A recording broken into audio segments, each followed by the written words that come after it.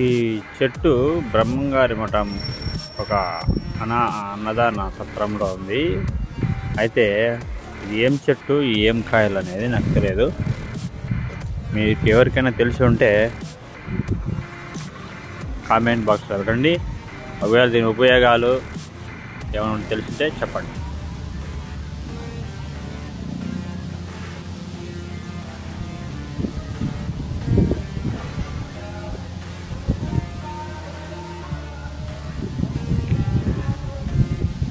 ఈ పిచ్చికాయలని చూపిస్తున్నారు ఇక్కడ. పిచ్చికాయలు అయితే కాదు, మరి ఏం కాయలు తెలియదు నాకు.